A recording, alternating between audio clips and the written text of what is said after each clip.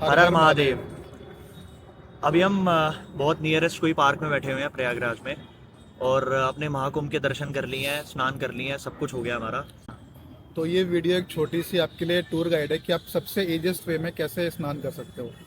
आप जैसे कहीं से भी आ रहे होगे तो आपको बताएंगे कि प्रयागराज में एंटर करने के बाद से इजीएस्ट रूट क्या हो सकता है आपको स्नान करने के लिए। हाँ, सबसे बड़ी बात यह है कि आप जब किसी भी स्टेशन से उतरते हो, आपको पता होगा प्रयागराज में 3 से 4 रेलवे स्टेशन है।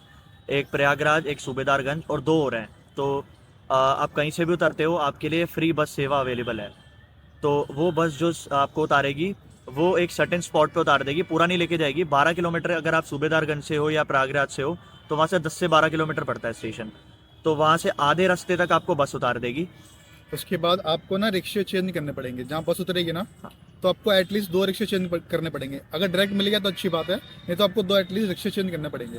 तो रिक्शा आपको एक कोई भी सर्टेन स्पॉट पे उतार देगा, और कोशिश करना कि रिक्शे वाले से बात करना कि आपको एटलीस्ट धारागंज तक उतार दे। अगर आपको त्रिवेणी संगम स्थल जाना है तो वहाँ से सबसे क्लोजेस्ट जहाँ तक आपका व्हीकल जा सकता है वो धारागंज है। और धारागंज तक अगर आपका रिक्शा जा रहा है एक सीधा तो वेल एंड गुड है, नहीं तो वहाँ से 2 रिक्शा एक एक करके धारागंज तक जाओ।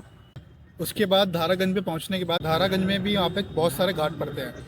बट अगर आपको सिर्फ त्रिवेणी घाट में ही आपको स्नान करने हैं तो त्रिवेणी घाट वहाँ से कुल 1.5 किलोमीटर होगा, वॉकिंग डिस्टेंस पे ही है। ठीक है, आप वहाँ जाके भी स्नान कर सकते हो। तो वहाँ पे ना कुछ गेट बने हुए हैं। तो जो गेट बने हुए हैं ना, तो वहाँ पे भी बहुत सारे द्वार हैं। अगर आप जाओगे, सबसे पहले एंट्रेंस जो है वो कच्छप द्वार से है। तो उसके बाद आपका एक नंदी द्वार आएगा। तो किसी से भी पूछ लेना वहाँ पे घाट वगैरह से।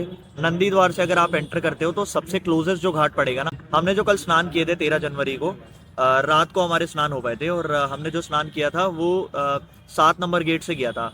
हालांकि हमने पुल पार किया था, उसके बाद हमें वहाँ पे स्नान करने को मिला था। हाँ, बट अगर आप चाहो तो वो पुल पार करे बिना ही लेट दैट सपोज अगर आप वो गेट पार करोगे ना तो वहाँ पे छोटे छोटे घाट बने हुए हैं, वहाँ पे भी स्नान कर सकते हो। क्योंकि अगर आप वो पुल पार कर लोगे ना तो होता है क्या कि एंट्री गेट तो दूसरा है, एग्जिट आने का दूसरा है। तो आपको ना काफी घूम के आना पड़ेगा वहाँ से। तो इतना घूम से मतलब इतना घूम के अगर आप नहीं आना चाह रहे हो, टाइम वेस्ट खराब नहीं करना चाह रहे हो, तो स्टार्टिंग में आपको जो घाट मिलेंगे ना वहाँ भी स्नान कर सकते हो आप। हाँ, इसका रीज़न यही है कि आप मतलब आपको ओवरऑल स्टेशन से उतरने के बाद वापस स्टेशन जाने तक आपको 14-15 किलोमीटर, 20 किलोमीटर के आसपास चलना पड़ सकता है। हाँ, चलना ही पड़ेगा। आप ये हाँ। माइंडसेट लेके आओ कि आपको एटलीस्ट 14-15 किलोमीटर चलना पड़ेगा। हाँ। कोई रिक्शा कुछ नहीं मिलेगा आपको वहाँ हाँ, पे। हमने भी मतलब आज हम अगर 1.5 दिन से देखें, कल सुबह के हम आ रखे हैं, और हमें मतलब चलते हुए 18-20 किलोमीटर हो गए हैं और पैर इतने दुख रहे हैं। तो खैर, अब इसमें सबसे बड़ा जो सवाल है, आपको रुकना कहाँ है, कहाँ पे आपको स्टे किया जाए रात को, मतलब कहाँ पे आप रुक सकते हो, और मतलब आसपास रैन बसेरे कौन से हैं, या कहाँ पे कौन से होटल्स हैं।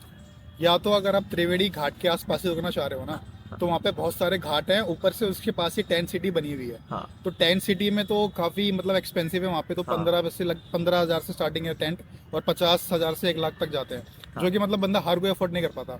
तो वहाँ पे रैन बसेरे भी हैं वहाँ पे, अगर वहाँ पे आप रुकना चाह रहे हो। बट वो है कि वो काफ़ी क्राउडेड है। अगर आप टाइम से पहुँचोगे तो आपको बेड मिल जाएगा, अदरवाइज नहीं मिलेगा। अगर आप कोई धर्मशाला ढूंढ रहे हो घाट के थोड़े बाहर भी, धर्मशाला आपको वहाँ से 2-3 किलोमीटर के बाहर ही मिलेंगे घाट के। तो धर्मशाला आपको मिल सकती है। वहाँ पे हनुमान मंदिर धर्मशाला है आपके पास, जैन धर्मशाला है, अग्रवाल धर्मशाला है, दयानंद आश्रम धर्मशाला है, महावीर धर्मशाला है, काशी धर्मशाला है, चमेली बाई धर्मशाला है। ये धर्मशाला आपको आसपास ही मिलेगी। हाँ। ठीक है, आप इनको भी देख सकते हो, और ये आपको 500 से 700 रुपए के बीच में आराम से मिल जाएंगे। हाँ, क्योंकि यहाँ पे बहुत सारे चांसेस हैं रूम अवेलेबल मिल जाए। फिर भी अगर नहीं मिलते हैं ना, तो एक मधवापुर ओल्ड बैराना करके एक जगह है जो त्रिवेणी घाट से करीब 4 से 5 किलोमीटर के आसपास होगी। तो वहाँ पे भी अगर आप जाते हो ना तो रूम वो 400 से 500 रुपए के आसपास दे देते हैं। बट वहाँ तक भी आपको इतना रखना है कि आपको वॉक करके ही जाना पड़ेगा, आपको कोई ट्रांसपोर्ट नहीं हाँ, मिलेगा। कोई ट्रांसपोर्ट नहीं है। तो एक चीज़ और है, अगर आप कंफर्टेबल हो, मैं उसके लिए रिकमेंड नहीं करूँगा, क्योंकि मैंने बहुत सारे देखे हैं जो मतलब काफ़ी दूर दूर से आ रखे हैं, या फिर कोई जो अफोर्ड नहीं कर सकते होटल्स वगैरह, बट रात को वो रुकना चाहते थे और 14 तारीख को दर्शन करना चाहते थे। वो लोग वहीं पे 20 रुपए की, 30 रुपए की पन्नियाँ मिल रही थी, तो वो बिछा के एक मैट की तरह वो बिछा के वहीं पे सो रहे थे रात को।